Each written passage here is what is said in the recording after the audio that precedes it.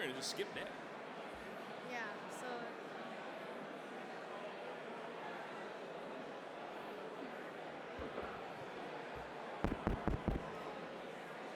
Good evening. We appreciate if everyone could find their table so we can begin. Thank you.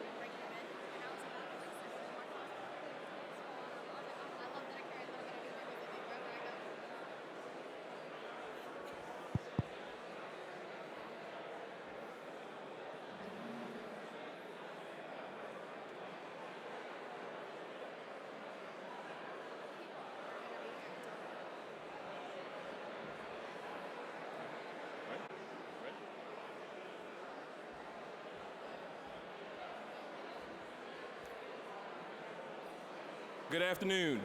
My name is Mansour Abdul Malik, Senior Vice President for the NHP Foundation. And I'm Camden Carpenter, Assistant Development Manager at NHPF. We're excited to be your MCs for today's symposium. You gotta speak up. First, some housekeeping. The most important item of the night, restrooms are located through the left of the stage to the double doors.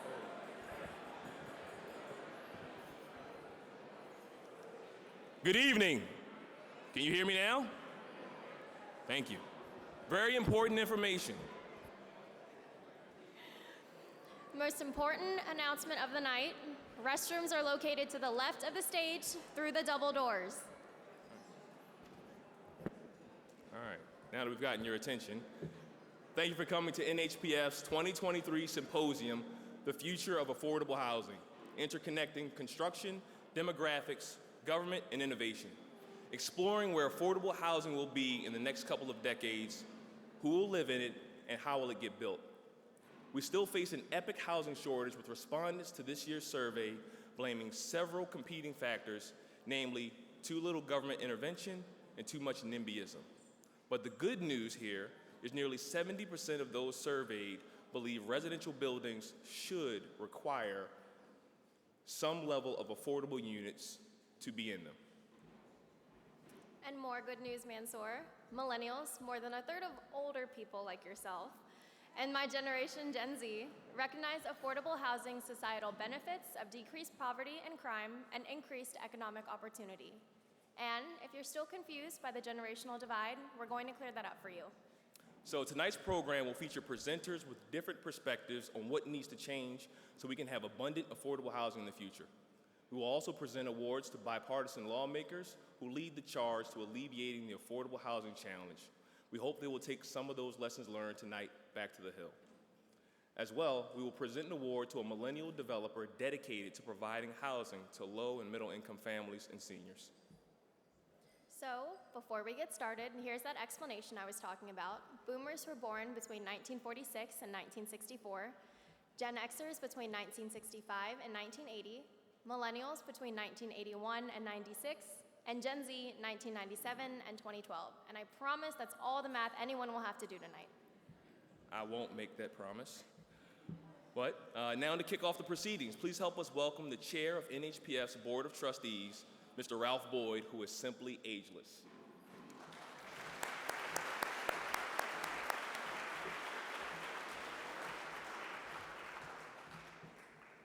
Thank you, Mansour. You know, symposium time is one of my favorite times of the year because it brings together friends, colleagues, and partners with a unifying purpose. That is raising funds for service-enriched housing that people can afford. And as we look to the next 20 years and the expected changes to the population and other factors, it's more important than ever to convene, to discuss, and to act. Before we begin the evening's program, we would like to acknowledge the event's co-chairs and thank them for their assistance in bringing this year's symposium to the finish line. Glenna Christian, Vice Chair of the Board of Trustees, and Sharu Singh, a trustee, will you please both stand so we can acknowledge you?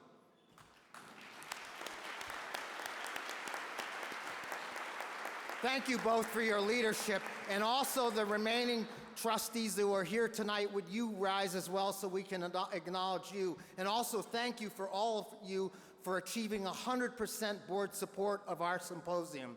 Thank you very much. Could you rise, please?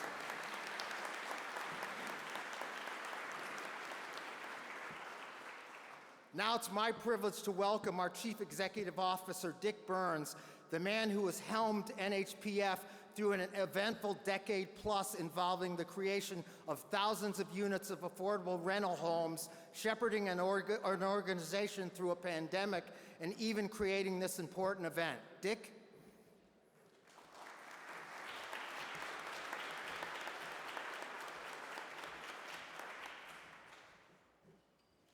Fortunately, I don't need to stand on this. I noticed he didn't say I was ageless. So I honestly don't know what that means. But on behalf of everyone at our organization, the NHP Foundation, welcome to our 7th annual symposium here at Union Station. Boomers, Gen X, Millennials, Gen Z, all are represented here today, even the silent generation, that's me and several others, though I'd hardly call us silent. Collectively, we're contemplating the future of affordable housing. It's really going to take a multi-generational approach. which is how we arrived at our eclectic program of speakers, presenters, and awardees tonight. It's really heartening to have all of you here with us to help create this future. Thank you to all of our attendees, sponsors, and contributors this evening who amaze us each year by making this event possible through their generosity and support. Now, I'd like to introduce the president of NHP Foundation, Eric Price, whose vision and experience are tremendous help to me and the organization, and he's shaping our organization in so many ways in the days to come. Eric?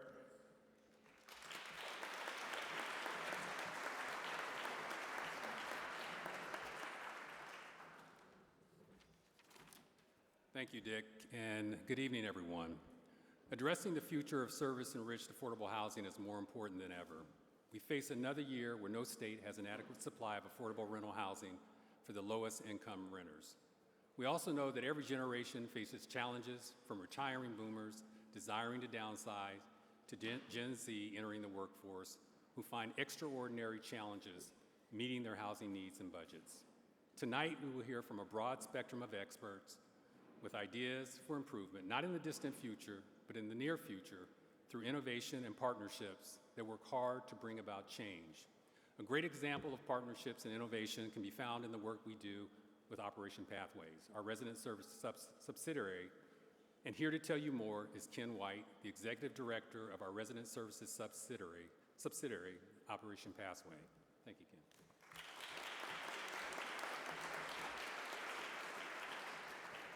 Thanks, Eric. Good evening, everyone. Safe, stable, and affordable housing is a basic human right. NHP Foundation is working every day to ensure that all individuals and families living in this country are provided the opportunity to be comfortably housed. It is from this platform of housing that Operation Pathways enriches the lives of residents by providing programs and services that increase access to food, healthcare, education, employment opportunities, and to build a strong and vibrant community. Our team of practitioners and coordinators use innovative approaches and evidence-based practices to coach and support residents every day at NHPF properties. Some of these folks are with us this evening, and I'd like to take this opportunity to recognize them for their commitment to this important work. Will the Operation Pathways team that is here tonight please stand and be recognized?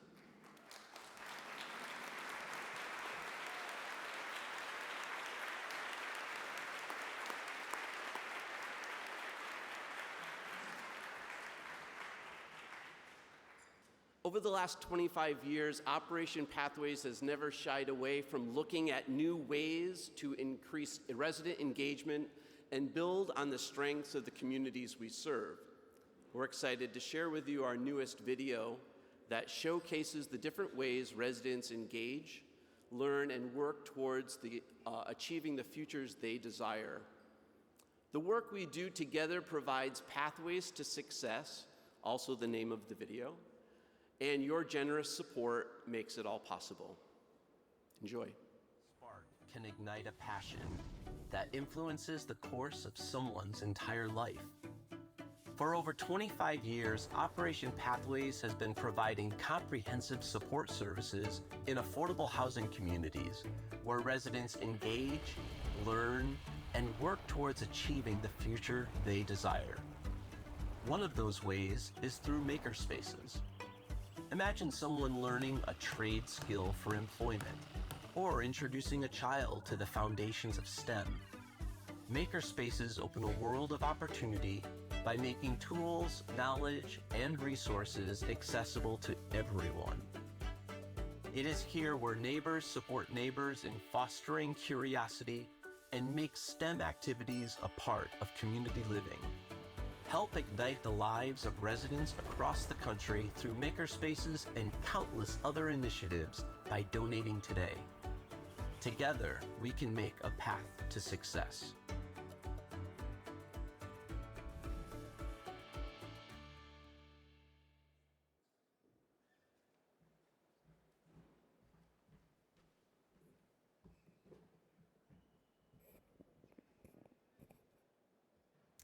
Hi, everyone. I'm Rebecca Ely, the Director of Resource Development for Operation Pathways. It is easy to be passionate about the work we do when we see residents realize goals and dreams. We want to encourage everyone here to help with our goal of raising much-needed funds for these dreams and goals. And it starts with everyone holding up their phones. Does everybody have their phone? By simply pointing your phone to the QR code behind me or on the table in front of or on the table or in your journal, you can help fund individualized, resident-centered programming that residents use to create new opportunities for themselves and their families. Providing quality services like these, that's the sole job of Operation Pathways, but we can only do it with your support. Did you know Operation Pathways is CORS certified by the Stewards of Affordable Housing for the Future, trained in family-centered coaching, and incredibly cost-effective? A donation of just $300 provides one resident supportive services for a year, and a donation of $500 provides one household resident services for a year. We are so appreciative to the companies and organizations who sponsored tonight, and now we are asking you as individuals to please consider donating tonight to Operation Pathways. Again, just point your phone on the screen or on your table or in your journal. It's easy. And if you prefer, donate by check or cash. We thank you from the bottom of our hearts, because where you live matters.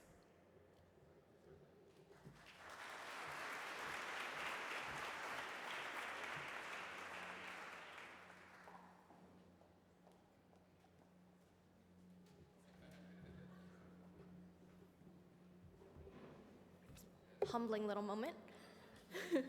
Thank you so much, Ken and Rebecca, for your dedication. We know that your presentation will inspire everyone to donate to Operation Pathways tonight. We'd now like to ask Dick Burns to join us at the podium. As we'll hear more about this evening, much of the hard work achieving the affordable housing of the future will come from the fruitful partnerships with officials leading government efforts.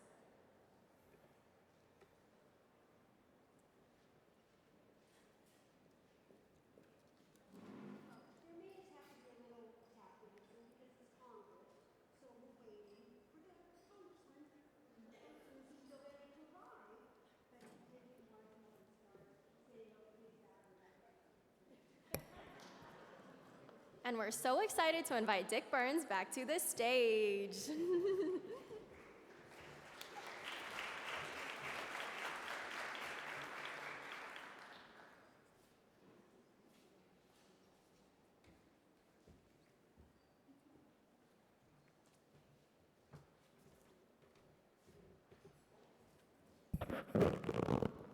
I don't know how many times I've told you the ageless Dick Burns. All right?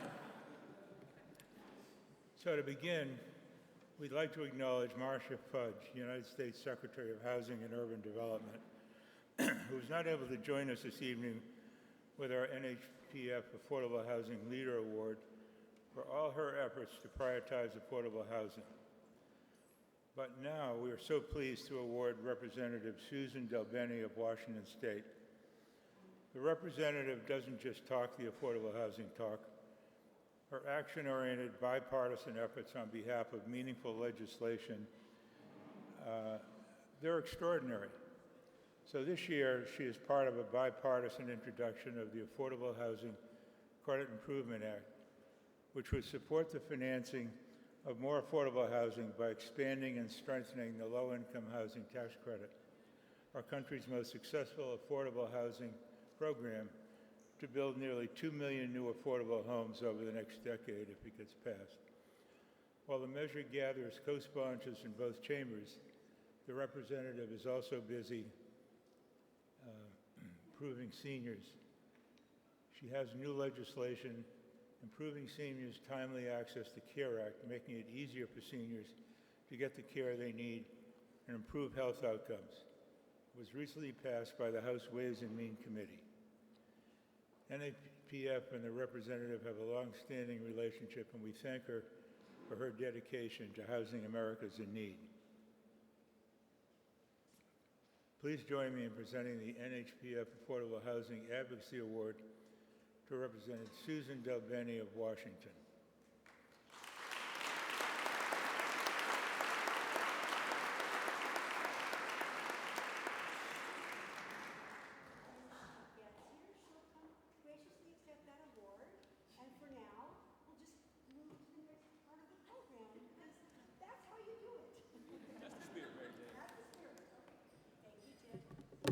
My pleasure.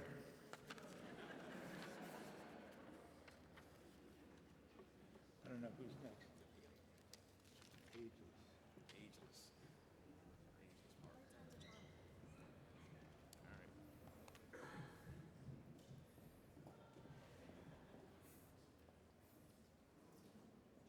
Hello again. This year, NHPF is using proprietary research, expert commentary, and storytelling as a sort of crystal ball, looking into the future to make recommendations for affordable and supportive housing initiatives. One of the most interesting things our research uncovered is that all current generations equally fault boomers for our lack of affordable housing. However, in the next 2 decades, the youngest millennials and the oldest Gen Zers will be taking over. To hear more about the future of all the generations, let's begin with an expert in demographic information. Philip Bump is a national columnist for the Washington Post and author of The Aftermath, The Last Days of the Baby Boom and the Future of Power in America. Philip's expertise in analyzing and deciphering demographics and their place in future societal and policy decisions is unparalleled. Philip is going to kick off the presentations by helping us better understand who will live in the affordable housing of the future. Please help me welcome Philip to the stage.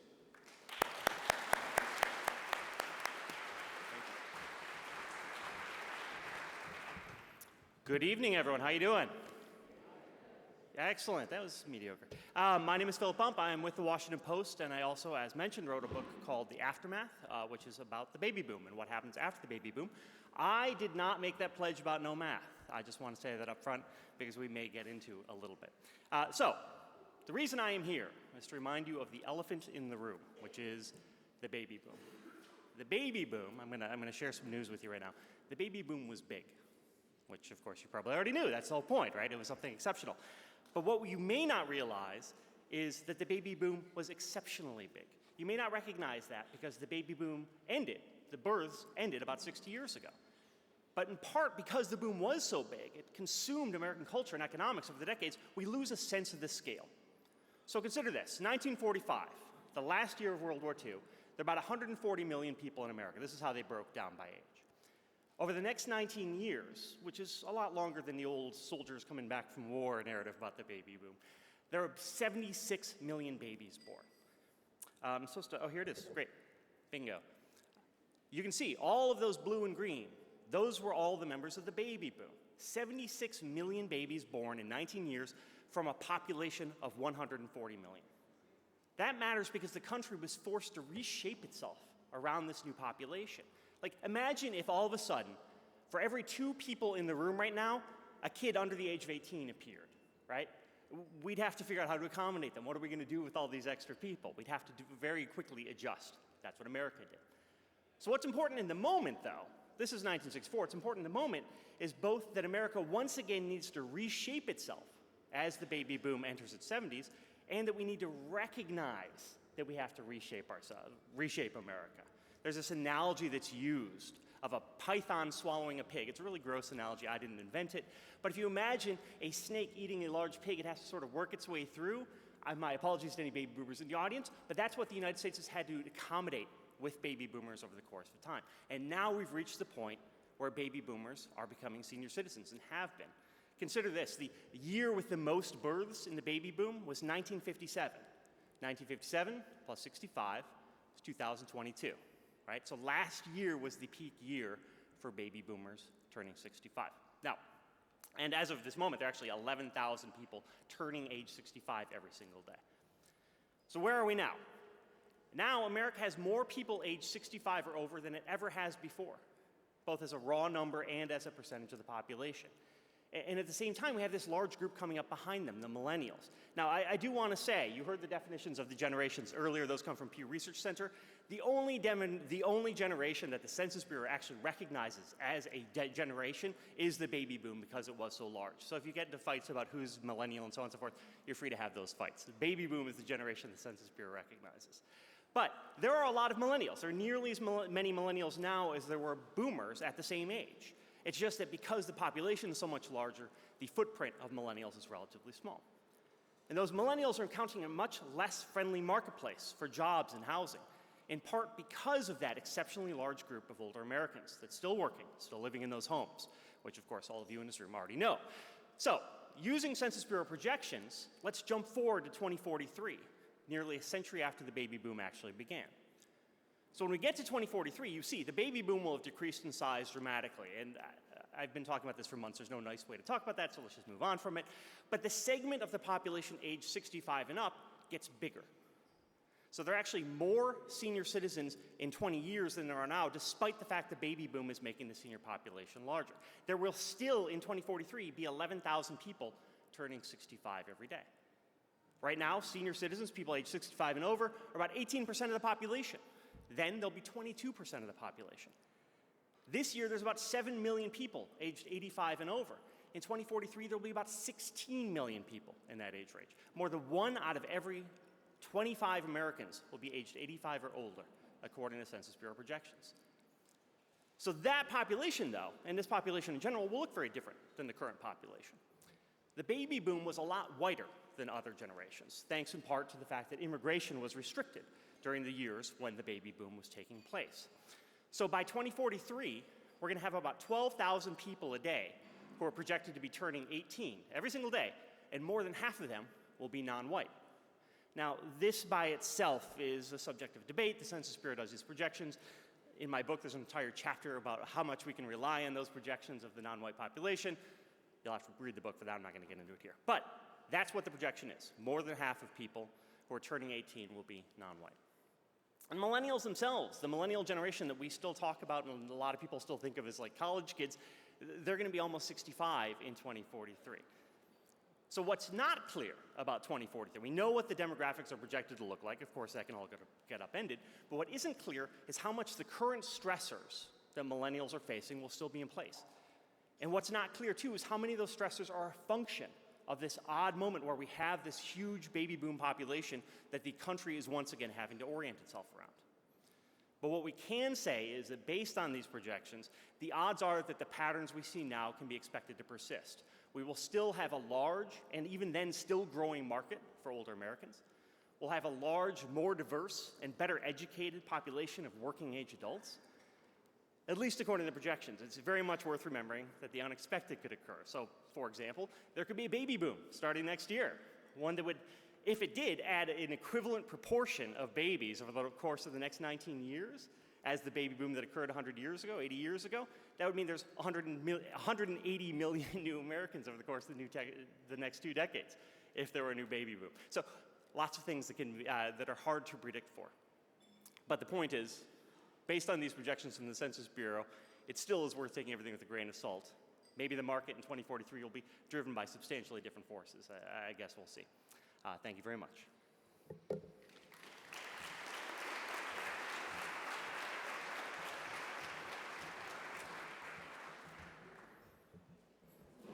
Thank you, Philip. A lot to think about there. Mom and Dad, I won't blame you solely for not me being able to afford a home, but it might be on my Christmas list for next year, just saying. We love baby boomers. My parents are here, so we love baby boomers.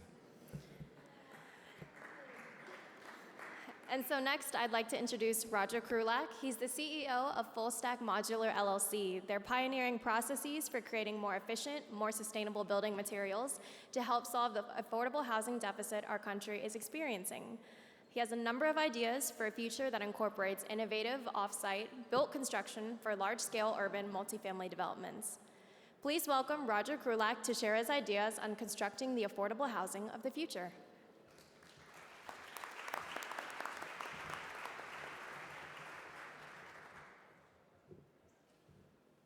Hello, I'm Roger Krulak, as you just heard, and I've been asked to share my information in a number of formats, and the shortest one I've ever done is 15 minutes, so I'm going to try to condense that into 5.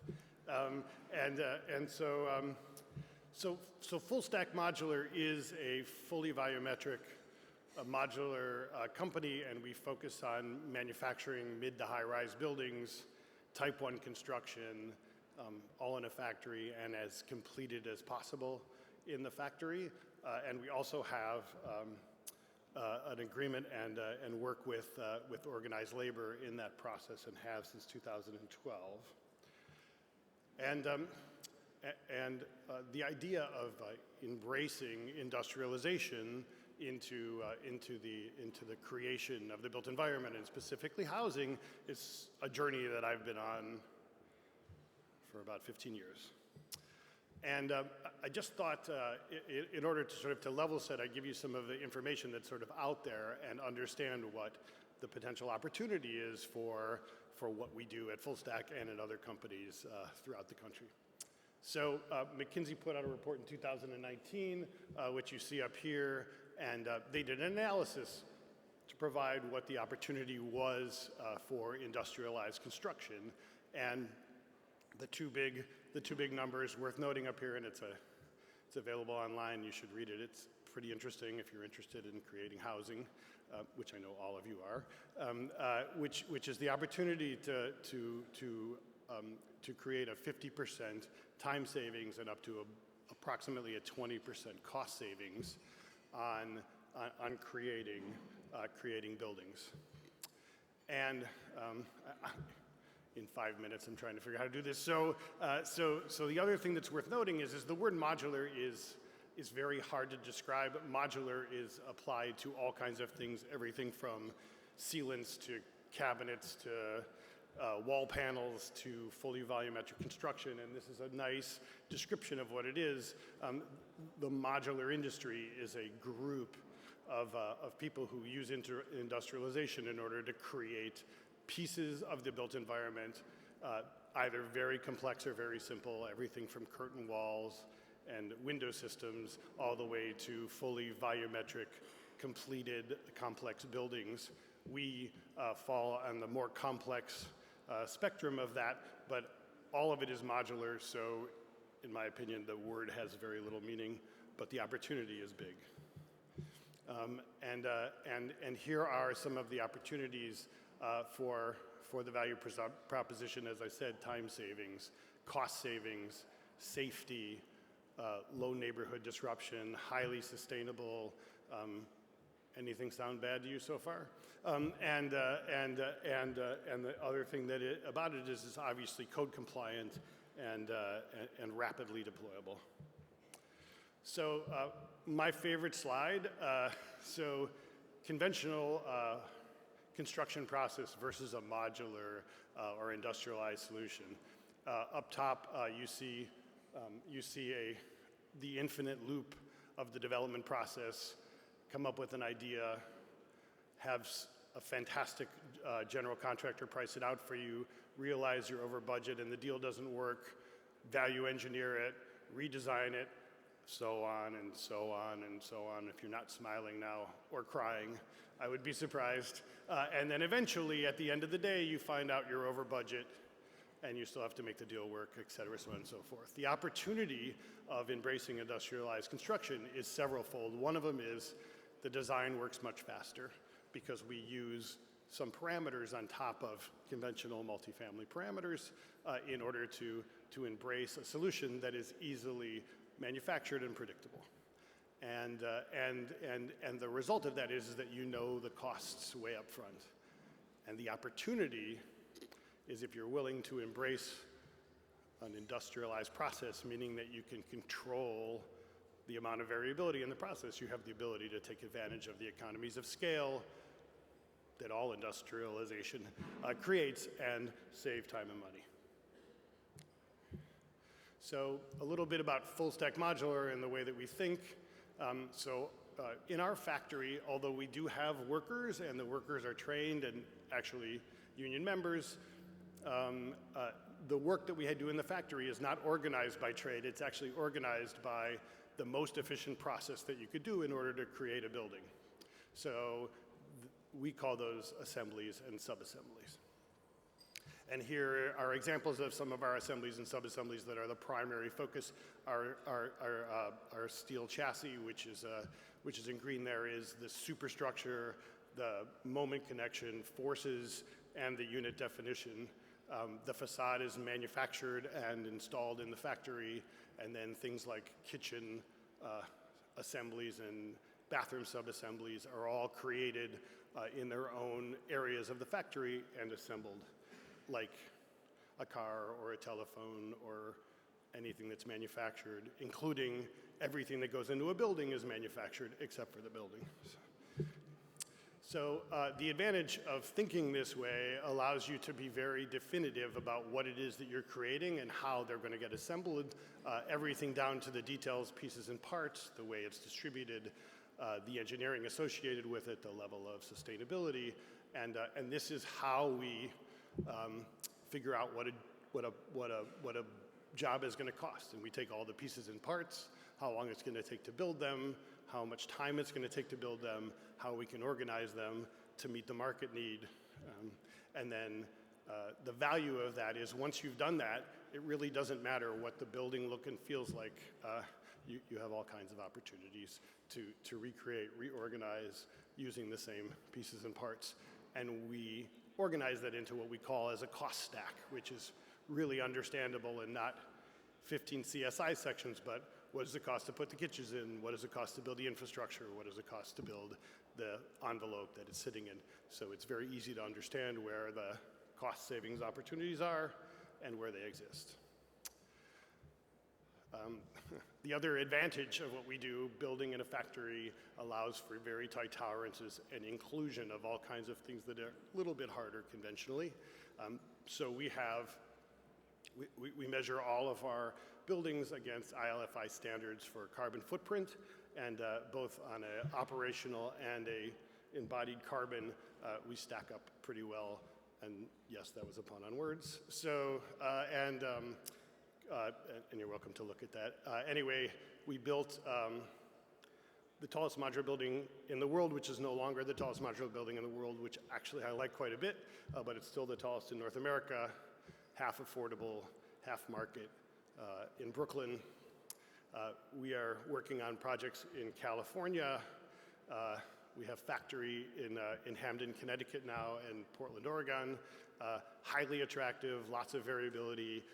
It does not have to look modular, although I think that's a pretty good thing. It doesn't have to. We were winner of an RFP in New York for an all-affordable modular building as well. And I think I did it in 5 minutes. Anyway, so that's my contact information. Thank you so much for having me here, and kudos to NHP for all the work that they do.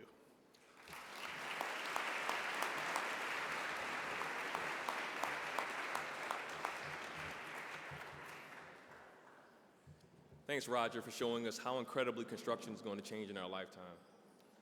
Given the world we live in today, any conversation about affordable housing must include how that housing is going to be insured and protected. Garrett Marr is the Managing Director of Franklin Street Insurance Services, a leader in multifamily affordable insurance. Franklin Street's forecasting and research knowledge defines industry best practices. Please welcome Garrett to tell us more about insuring affordable housing of the future.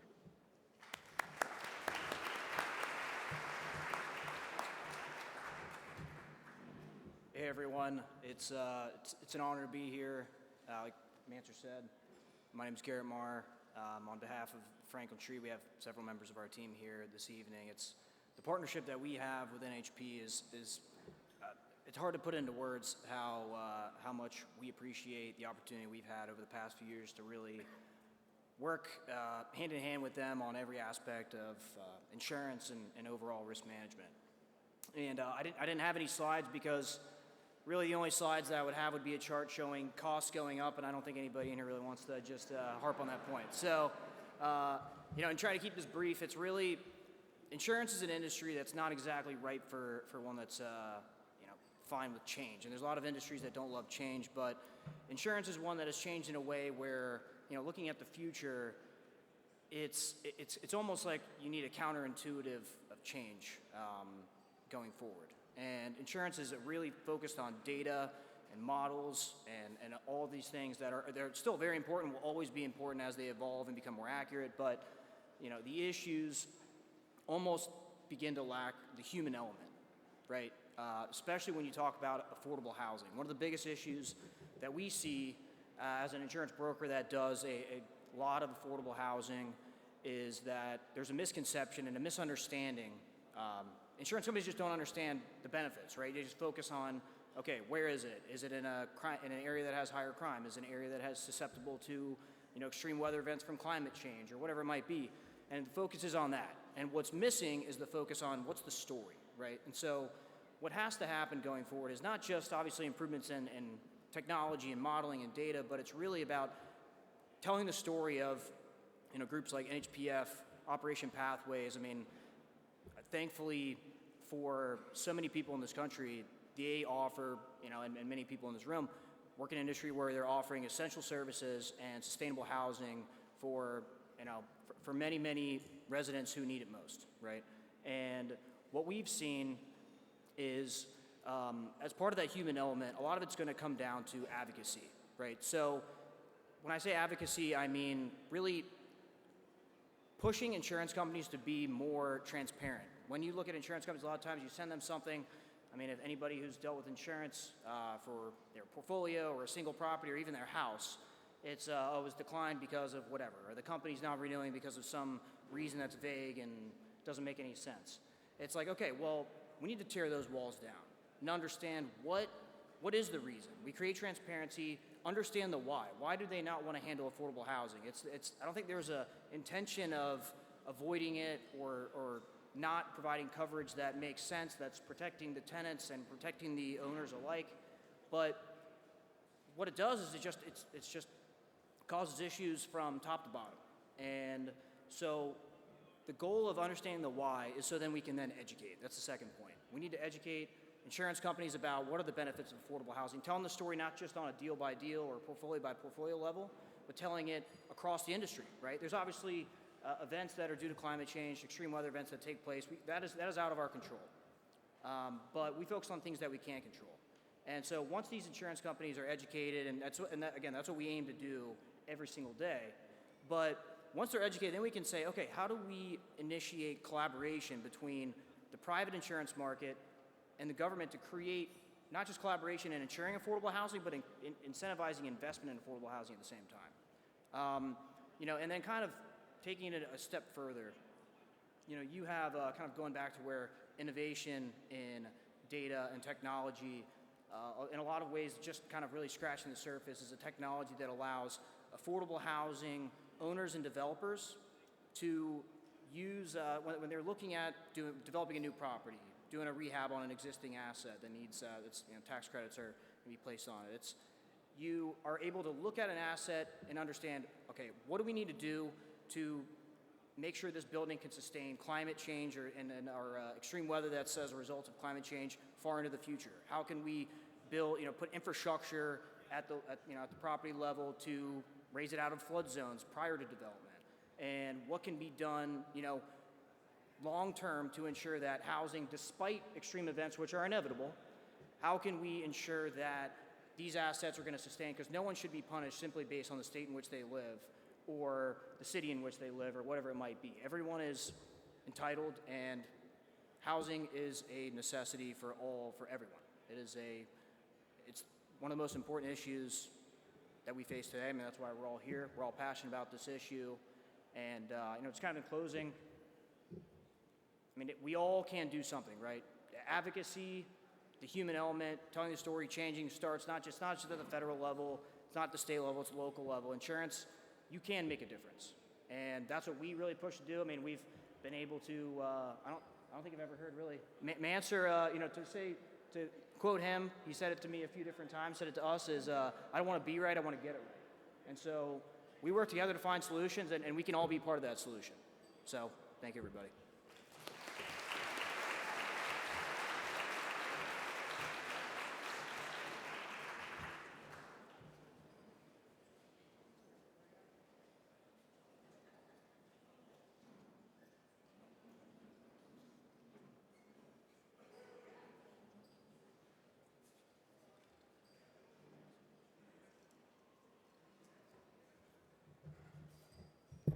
And Dick Burns, who is simply ageless.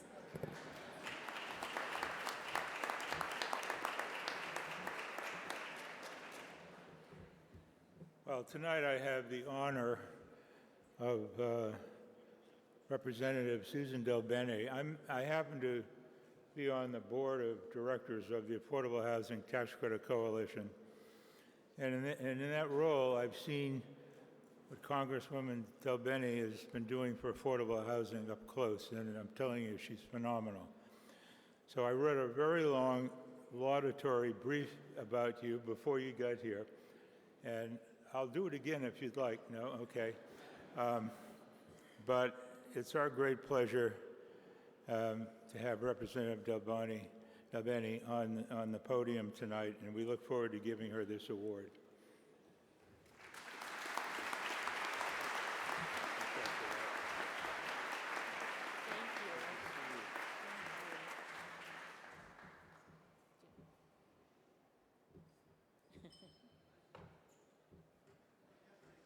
Oh, thank you. Up here, we have to.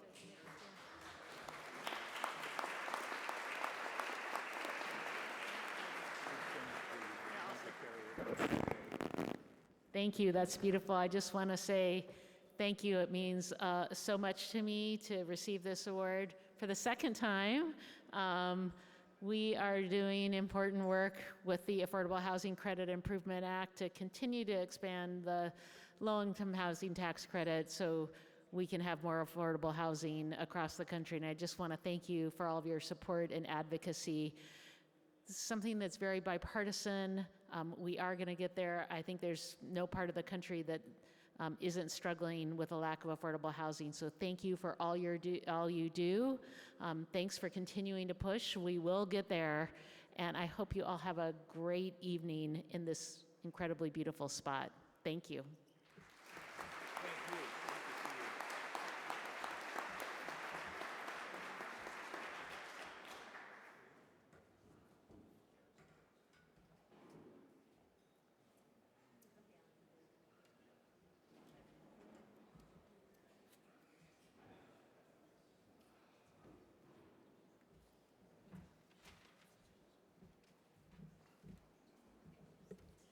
Who decided that the age for boomers went to 64? The 19-year thing. This sounds arbitrary to me. The tax credit period is 15 years, so if you could keep it within it. I want to begin by thanking Garrett for pointing out well, first you need to, I guess I need to catch up. I want to thank Garrett for pointing out the changes that have to happen on the insurance front. But now, we'd like to welcome Donahue Peoples III, the chairman of Legacy Real Estate Development and an important NHPF partner. Calling him an overachiever is somewhat of an understatement. He's now 29 years old. Donahue founded Legacy at the ripe old age of 23 as a means of achieving affordable housing goals for the People's Corporation, where he's the executive vice president. Donahue is an impassioned crusader for social justice, working with various organizations to improve the quality of life of impoverished and special needs individuals on a global scale. The theme of tonight's event is bringing together all generations to work toward housing solutions for an affordable housing future, and we can think of no one better to help accomplish this than Donahue, recipient of the NHPF Affordable Housing Trailblazer Award. Thank you.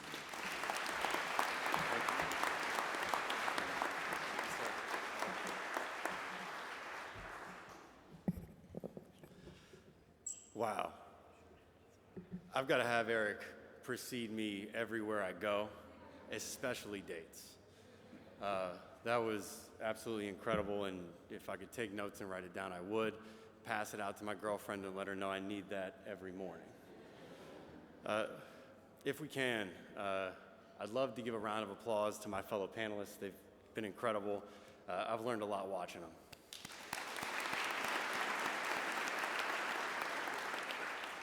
And with respect to the award, whenever you win something like this, it's always a little bit awkward. Because the truth of the matter is we only see so far because we're standing on the shoulders of giants. I have so much gratitude for those who've come before us and who've set the stage, and we stand at a seminal moment. We stand at a precipice of the transfer, not just of power, but of responsibility from the boomers and from Gen X to millennials, like me, and like very, very many of you. You know, we do so at a time where the fundamental premise of the American dream is under attack. It used to be, and I heard it from a great many of you, you walked uphill to go to school both ways, you graduated, you got a job, you bought a house, and you raised a family and you retired on the equity that you built.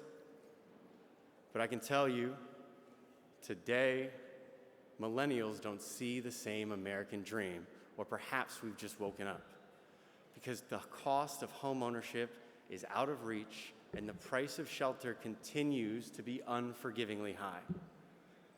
Today in America, there's a shortage of 7 million affordable homes for nearly 11 million extremely low-income renters, and more than 70% of those renters spend nearly all of their pay on having a place to sleep. Now, the shortage is felt most acutely by younger Americans who face unique barriers to housing. Generation Z has less than 50% of the disposable income of previous generations, while rents in the United States have increased 27% over the past 5 years. The average millennial today makes less than half of what it would take to comfortably rent a one-bedroom in urban infill cities like New York or Washington, D.C. But we face challenges to home ownership too. 36% of us consider student debt a major barrier, while nearly 40% cite income and home prices as prohibitory to making down payments on homes. And the pathway to savings and purchasing power for these young people have been eroded by global crises like COVID and the natural or necessary prophylactic monetary policies as a result. And so when purchasing power is eroded and rents continue to skyrocket, what do? To put it in perspective, home prices have leapt 118% since 1965, while median household income has increased by just 15%. Home prices have increased 7.6 times faster than income over that period of time. And if you're looking for a more recent statistic, that's 3.1 times faster since 2008. And of course, we're adjusting for inflation. Now, alongside troubling macroeconomic data, Generation Z and younger millennials interact with the world uniquely, and we will radically shift housing policy. We're the first digital generation, I know, because I've got 2 cell phones, I put neither of them down. We prioritize connectivity. We live 24/7 lives. We value equality and are racially and culturally diverse while being environmentally sensitive. We've witnessed large financial crises that render us less financially stable than previous generations, while at the same time, and I hate to brag, we're healthier, with the lowest drinking and smoking percentage of any generation. Which means, if you ask my father, we're a lot more boring too. But I'll tell you what that means.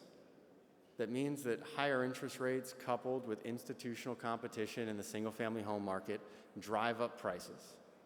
That makes it more challenging for young generations to achieve home ownership. In order to resolve this pernicious issue, we have to expand down payment assistance programs.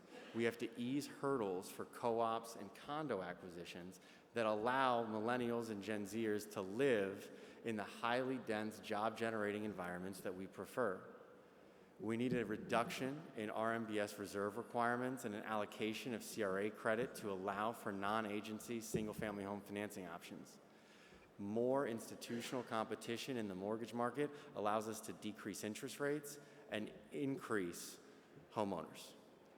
Younger generations who prioritize the connectivity endemic and urban environments need to find pathways to live in those job-generating locations. And those environments, unfortunately, are rife with artificial supply constraints, and they prevent new housing from being created. Now, in order to relieve these constraints, which, when demand increases, substantially increase prices, We have to eliminate the artificial fetters that prevent new housing from being constructed. In fact, studies have found a statistically significant correlation between single-family zoning and high housing costs relative to income. Most recently, the Cato Institute in 2017, for those Googlers among us. Creating federal incentives for municipalities to remove restrictive zoning and historic preservation policies and encourage development, coupled with an expanded low-income housing tax credit and housing choice voucher program that will include those who make up to 165% AMI, will ensure access to market-rate housing in job-generating urban centers at price points that don't impinge on those residents' quality of life. Importantly, and I know I bragged earlier, younger generations will live longer, hopefully, but we want to age in place. Municipalities must prioritize and incentivize developments that can appeal to the market while providing ancillary assistance to older residents. Much like permanent supportive housing infrastructure within the affordable and mixed income developments in Washington, D.C., municipalities will find a way to co-locate essential services with older residents who insist on living a vibrant, unrestricted life in a built-to-suit environment. Now, younger generations, and I can tell, because this is deeply resonant with me in particular, we care deeply about closing the racial wealth gap. And as our political influence grows, we'll begin to see an increased emphasis on MWBE capacity building programs, more stringent first source and MWBE utilization requirements, and a greater emphasis on local hiring. I know these things are challenging for the development community to hear, but they're policy objectives that, though correlate with increased cost, ultimately inure to a better and more equitable society. We talk about challenges, and with every challenge comes opportunity. And it's incumbent upon us to rise to the nature and severity of this particular challenge. The truth is that housing is a human right, and we have an obligation to fight for it. Thank you all very much.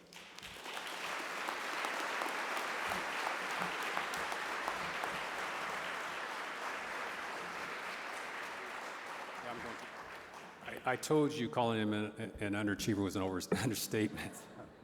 Did you already take a picture? I think they're going to take pictures now. Oh, we're going to take pictures? Yeah, all right. And we're going to send this to you, too. Great. Yeah.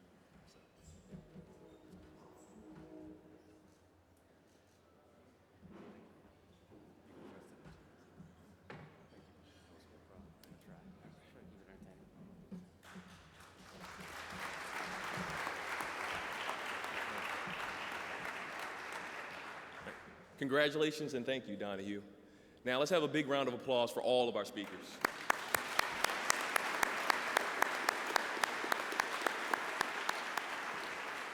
So again, thank you for sharing knowledge and ideas we can all take with us to go out and do the work that we've been doing. At this time, we actually like to open the floor up to questions for any one of our speakers.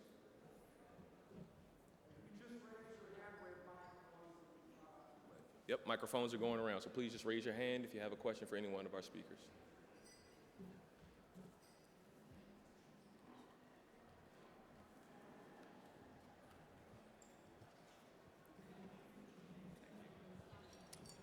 This is a question related to insurance. Do you think there is a need for a federal solution to address the rising costs? I feel like insurance recently have become the most popular person in some of these things for all the wrong reasons. But I would say, I think yes, in a way. At the state level, it's a lot of the exposures and the issues are very much state-specific, right? Or even submarkets within certain states. But I would say yes. I mean, there is, it starts at the local level, but there is a federal need. I mean, we have the National Flood Insurance Program. It's part of FEMA, and there's state-backed programs, but they all have their pros and cons. And so having a federal solution like an NFIP for a variety of different things it could be, but federal solutions do work, right? And NFIP's been changing, and it's part of every every discussion within a government shutdown when it happens, and which is obviously relevant over the past month and will be in the future. But to answer your question, yes.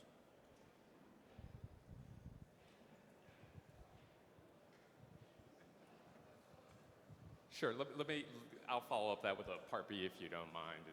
And maybe this is above your pay grade, but what do you think it would look like? Do you think it would be some sort of federally backed guarantee? Do you think it would be something to a plan amongst the states and the federal government to control that? Do you have any ideas that you'd like to propose? Well, I think it'd be a little more specific. So I think the solution is, again, incentivizing. It's a federal program that wouldn't necessarily create a solution for all states and all owners of whether it's affordable housing or whether it be home insurance, because flood covers, whether it's residential or commercial or everything in between. That's kind of a broad brush. I think it's more of a financial incentive for private companies to further invest and participate on a broad scale. Because again, if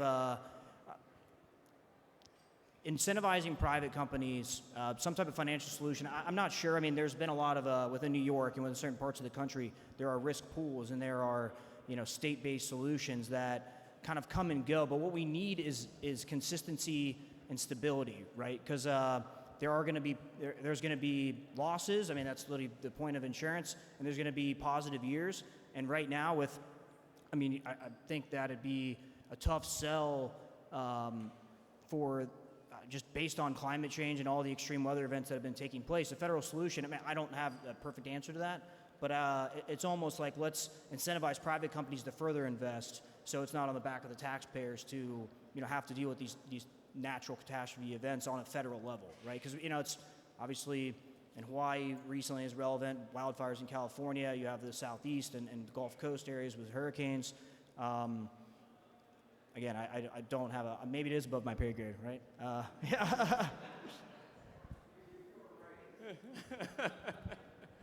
And maybe we can figure out an approach for the people whose pay grade matches the problem. So maybe that's something we all should think about.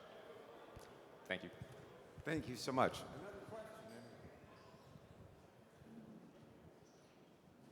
Hi, good evening. Thank you all for your remarks today. So I'm Gen X, and we're living in the second home that we purchased, but almost everyone I talk to who's a millennial or any generation after us is really struggling to purchase their first home, and a lot of times these are people that make very good incomes. So what do you think has to actually happen? There are a lot of ideas going around on how to do this, but what do you think actually has to happen to make housing more affordable for first-time home buyers, but also for renters? Thank you. Thank you so much for the question. I hope it was for me, otherwise I'm stealing it. But that's a very short question with very long and multifaceted answers. You mentioned folks with good incomes, and good incomes typically correlate with college degrees, and college degrees typically correlate with student debt. Student debt is the biggest killer to the housing market, particularly for young millennials and Gen Zers. Folks who've seen their earning potential significantly curtailed as a consequence of the global financial crisis, and then just as we're getting back on our feet, it's eroded again as a consequence of the COVID pandemic, and then again as a consequence of interest rate rise. We sit here at the tail end of a student loan repayment moratorium, and we're back on it again, and it's no coincidence that home sales have fallen month over month to the lowest levels we've seen since 2007. That's the first piece. The second piece is institutional competition within the single-family home market. A lot of great lawyers, young lawyers, and doctors in residency, and those of us who've finished up business school and decide to try to make it in the real world come out. We've got good ideas and good incomes, but we're not able to compete just yet against the Blackstones and the Goldman Sachses of the world who show up in the SFR market and do an incredible job in driving up prices because their return thresholds are so much lower than the typical single-family home buyer. Now, I know it's tough to sit up on stage and say things like, millennials don't need to pay back their student loans, particularly as a millennial, and that there needs to be more regulation, not less, in a room full of developers. But if we sit for a moment and recognize the unique set of circumstances that we find ourselves in, and ultimately that the fundamental premise of the American dream feels much more like a delinquent promise than it does a dream that's tangible for many Americans, I think we'll find that we have the strength to make the tough choices and make the challenging decisions necessary to achieve the outcome we all want.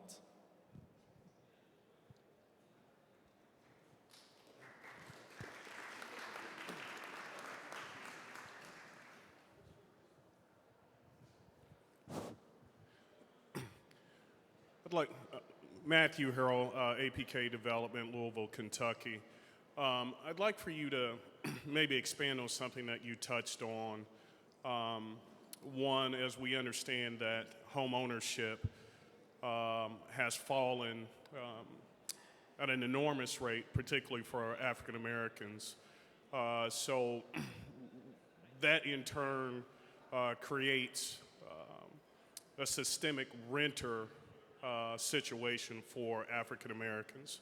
So in a field where we are developing affordable housing, a lot of that housing is focused on minority renters. But we don't see equity on both sides. You know, I'm a developer, as you know, and we understand that, you know, we represent less than 3% of developers throughout the country. So in a situation where we've got considerable amount of the population that is African American that are renters, but we don't have a considerable amount of representation on the other side, I would like for you to expand on what you think may be a good remedy to create equity and exposure for African American developers to be part of the solution. Absolutely. Gentlemen, if you don't mind, I'll steal that one too. Matthew, I mean, that's a great question, but I think you've understated the severity of the issue. There are $69 trillion out there in the world in equity markets, private equity, hedge funds, and mutual funds. Less than 1.3% of them, or of those dollars, are managed by minorities and women combined. That means that 98.7% is managed by white men.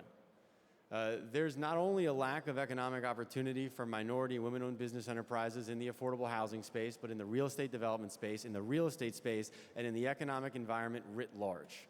So how do we attack that pernicious problem? Well, first, we need a reason to attack it.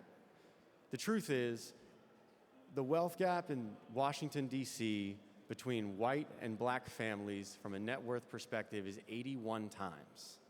If we were to close that gap nationwide by 2035, we would add $1.3 trillion to American GDP. It's a substantial sum.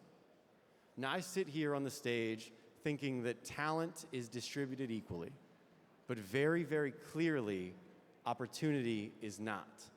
And so when there is a significant economic incentive to bridge that gap, when there's a significant economic incentive to allocate capital to the talent that has been historically underrepresented, underutilized, and economically disenfranchised, we have to sit here and ask ourselves why. And when we settle on the answer, all right, we need to determine and develop a systemic and direct approach to allocate resources to historically disenfranchised groups. That means, yes, more black and brown developers. That means more black and brown contractors. That means more female architects, more female business owners and property managers. That means that we not only need to enforce our CBE requirements here in Washington, D.C., but we need to understand that it's not just district residents that need a leg up, it's particular residents who have been historically excluded from economic participation through a variety of intentional means for generations. And until, as Americans, we sit uncomfortably with that problem and solve it, will continue to sit $1.3 trillion behind where we need to be.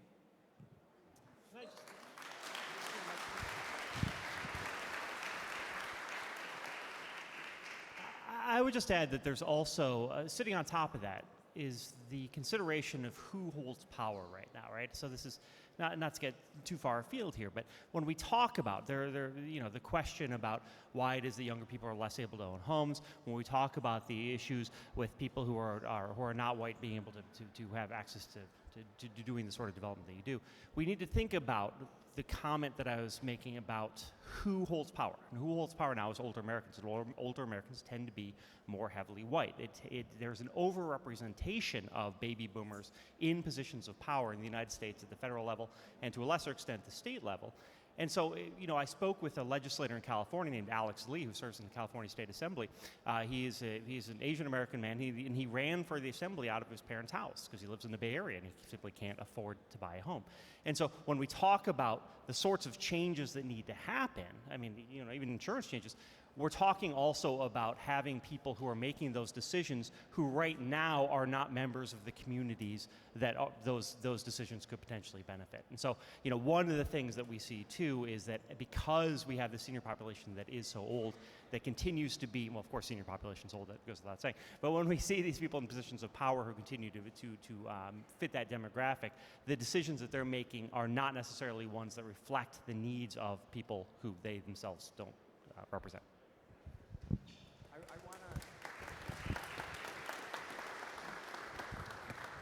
We'd like to thank everyone in the audience for their insightful questions tonight. And I'd like to invite Dick Burns back to the stage. He keeps getting better every time we see him.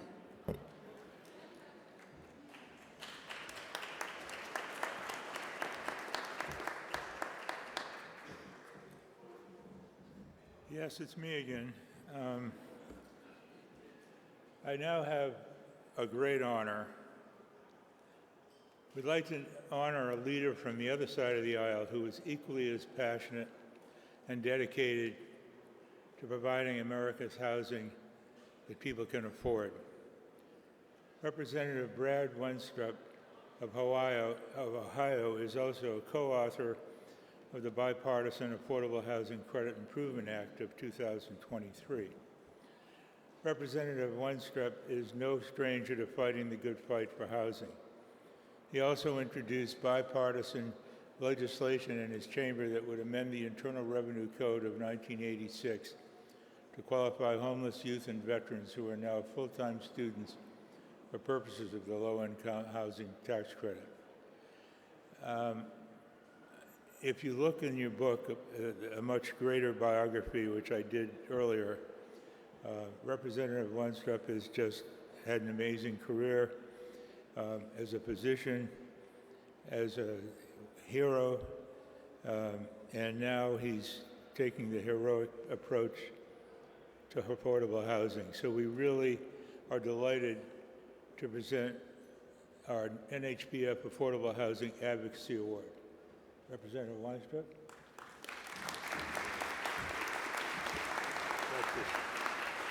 Thank you very much. Our pleasure. Well, it's my pleasure to be here today. I couldn't help but have to kind of chuckle a little bit that you've got this 65-year-old white male up here receiving this award who happens to be a Republican, but that's another story, and I greatly appreciate it. But listen, let me thank you, Richard, for this honor and for the kind introduction. I think that the work that you do is extremely, extremely important. So let's start with me as a doctor. What is important to me is that anyone who wants to have a chance to lift themselves up, to lift themselves out of poverty, they have to have a clean, safe place to live. And, as a veteran, I think about that all the time because so much our veterans come back and they were just part of something where they were needed every day and they had a place to live and they were part of something bigger and maybe they don't have a job right away. So we need to have affordable housing for people if we're ever going to have the process of lifting people up out of poverty. And so housing, I think, is one of the number one things that we can have in place. I I represent Ohio's 2nd District. It was part of Cincinnati and then Southern Ohio, and now it's even more rural with the new district. I was a practicing physician. I was in a large orthopedic group in Cincinnati, Ohio. I joined the Army Reserves in '98 because our country kept getting attacked. 9/11 happens. Next thing I know, I'm chief of surgery at Abu Ghraib prison, taking care of the enemy. And we took care of our troops too, but we moved them on. And so it's a very interesting dynamic when you're taking care of people that want to kill you. But at the same time, we're Americans and we won over the hearts and minds of a lot of people that never knew what we were really about. I serve on the Intelligence Committee and on Ways and Means Committee. So on Ways and Means Committee, I have a lot of opportunities to do things in healthcare and in this lane that you're working so hard on. You know, one of the things I think is, you know, I said health-wise, it's important that people have housing. You can't expect to be reliable at a job or anything like that if you don't have a place to go home to. And so, but we've made mistakes over the years. Unaffordable housing is a mistake. When you put people in homes that they can't afford, then we have a problem later. So let's be realistic, but let's take care of people correctly and give them opportunities. And I've read that 49% of Americans say that affordable housing is a problem in their local community, according to Pew Research. Well, I can tell you, I was at a homeless shelter in Chillicothe, Ohio, and there's a couple that they both work, and there's no home for them in Chillicothe, Ohio. So this is important. Workforce housing is very important. So my district runs, you know, through Southern Ohio, Greater Cincinnati area, Appalachia. We see all sides of everything here. And so I'm committed to providing affordable housing opportunities by preserving, strengthening, expanding low-income housing tax credits. It's very important. And I've seen some wonderful things happen. And I'll give you an example. In Columbus, Ohio, Nationwide Children's Hospital. They're like any other hospital right now. They have trouble getting employees. This is across the country. On the south side of that hospital, it's more impoverished. So they teamed up and built some low-income housing through the low-income housing tax credit, affordable housing. But they also put in a training center for people to be able to work at that hospital. And this one woman said, I never dreamed I could work in that beautiful hospital. So there's a lot of things we can do and be innovative and solve a lot of problems for people. So last Congress, I was proud to join my dear friend, Jackie Walorski from Indiana, one of my closest friends in Congress, and we lost her in a car accident last year. And I was the second co-lead, Republican co-lead on the Affordable Housing Credit Improvement Act of 2021. We all miss Jackie because she was a great advocate, and we were on the same page. Well, this year I'm honored to continue that important task with my friend Darren LaHood, our Democrat colleagues, Del Benny, Panetta, Beyer. We're coming together on these things and really trying to do what's best for America. And right now, over 1/3 of the House of Representatives is on the bill. So we're making progress. But the bill also reforms some of the state allocation formulas that should help the rural areas a little bit more. And as I look at these conditions and these events that we see around the country and the struggles that people have, we've got opportunities. We've got opportunities where it is truly a hand up. The opportunity to thrive, the opportunity to develop your own self-esteem, the opportunity to live in peace and in a safe and comfortable environment. That's what we're after. Listen, I'm grateful that I live in a country where we put in safety nets. Do I want fewer people to need safety nets? Of course. But I want us to have them because we're all Americans. I think that's one of the benefits I have from serving in the armed services and deploying to a war, because you get in that environment, you all have the same clothes on every day, and we're all just Americans. So let's lift each other up. So thank you. I am honored to be recognized for this today. And thank you for all that you're doing. And I'm glad my Army training conditioned me to work in dives like this here tonight. Now, thank you. It's a great place.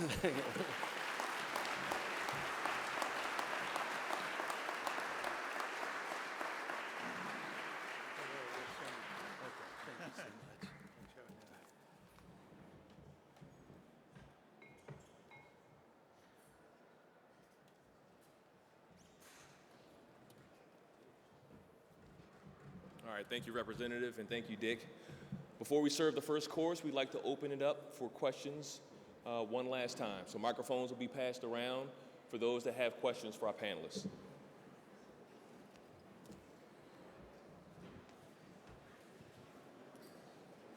So I want to ask a little about the modular construction. We've been talking about it for 50 years in the architecture world, and it was supposed to be up and coming in the 1970s. Here we are in the 2020s. And I'm wondering what you're seeing as the barriers still, and what hope you have for the next 20 or 25 years in terms of capturing more of the market. Can you hear me? Yeah, oh, there we go. So thanks for the question, and yes, I mean, a lot of things in the modular space right now, technology improvements, collaboration. The really interesting thing about what we do and how we do it is it really requires a design build process, and it doesn't really, you can't take a building and modularize it, and what you're finding is both publicly and privately, more and more people developers are interested in doing that. And as a result of that, you're seeing more and more modular housing come out of it. In addition to that, modular companies like Full Stack are also throwing in and being part of that development team. And the technology is there, the process is there, and now it's the adaptation of a $13.5 trillion AEC industry that is finally sort of coming to terms with it. Yeah, I wonder, even still, so you think that, that's very interesting to think that the design build process was one of the barriers for you. And Huge barrier for that. And I mean, there was technology that had to catch up as well. The reality is that it's a solution, certainly for housing, that is quite effective. But in order to do that, that needs to be, and we have responded to sort of public RFPs all over the country, and the industry is increasing sort of 8% CAGR, so it's growing. It's not going to grow in a day, but it's growing quite. Yeah, I don't think there's any solutions to affordable housing that don't include modular, and so it seems to me like it needs to grow a lot faster. That's why I asked.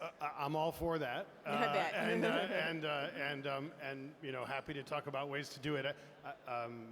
There is more coming out about this, but I do think you will see significant increase in the coming years. Well, thanks for your presentation. It's very clear. Thank you.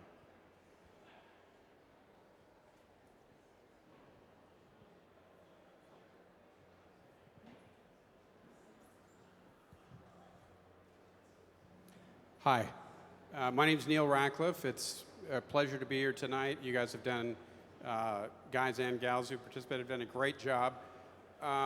There's been some really good information that you presented about demographics and the shifts and the need for us to get housing prices under control, right? I've worked a lot in my career with preventing homelessness and reducing homelessness, and there's just no question when you look at the data that the biggest problems with homelessness around the country are where housing is the most expensive. So one of the things that you touched on is the commodification of housing. That's something that worries me a lot. I recently had a conversation with a tax credit developer who was selling his whole portfolio to Blackstone. Not to vilify Blackstone, but when you have, and he was telling me about how much these institutional investors of the tax credit portfolios around the country are buying up, and it was kind of alarming to me. So one, how do we decommodify housing so that it's something that's within reach of millennials and other younger folks, right? Do any of you have any ideas on that? Secondly, do you have any ideas on how to help municipalities embrace density and change land use restrictions so that they can allow more multifamily to be developed, to also help lower costs for renters and help to on the supply side. Absolutely. And first of all, I very much appreciate you asking those two questions back to back, because the second one answers the first one. Now, I'll give myself away as a developer. When you asked how can we ease the cost burden on the American family to buy a home, every part of the developer inside me wants to make it very, very simple. Build more. But the challenge is the artificial supply constraints that I mentioned during the presentation. Particularly, and I'm sure the correlation is just coincidence, the high-cost municipalities also carry with them the greatest artificial supply constraints. Washington, D.C. at a minimum with the HIDE Act, New York City with rampant historic preservation, Los Angeles County, San Francisco, Boston with the Article 80 process, the list goes on. The places where it's hardest to build are, interestingly enough, the places where it is most expensive to live. And the challenge is that advocacy and economics alone aren't sufficient to overcome those heavily entrenched obstacles. There's a culture of NIMBYism, particularly in high-rent, high-resource neighborhoods, which act in opposition to our best interest as a country. I say this a lot, and I'm sure a number of you, particularly those who know me, have heard me say it before. It's your zip code, not your race, your gender, your ethnicity, your religion, or your sexual orientation that determine your socioeconomic outcome. I'll say it again. It's your zip code, and until we unlock the zip codes that are high resource, that correlate directly with beneficial socioeconomic outcomes, we will continue to be a nation of have and have-nots. We will continue to be a nation that has a wealth gap in Washington, D.C. of 81x, in Boston of 256x, according to the St. Louis Fed. And so when you ask questions like that, they're very, very simple questions with very, very simple answers. But the complexity lies in overcoming the institutional opposition to those answers and delivering an outcome that is in the best interest of all, not in the protection of a chosen few.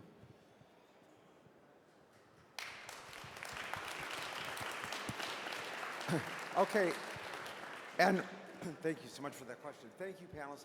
With all of that said, this concludes our question and answer. And Mansur, if you'd like to step back up. First, let's give a round of applause for our panelists.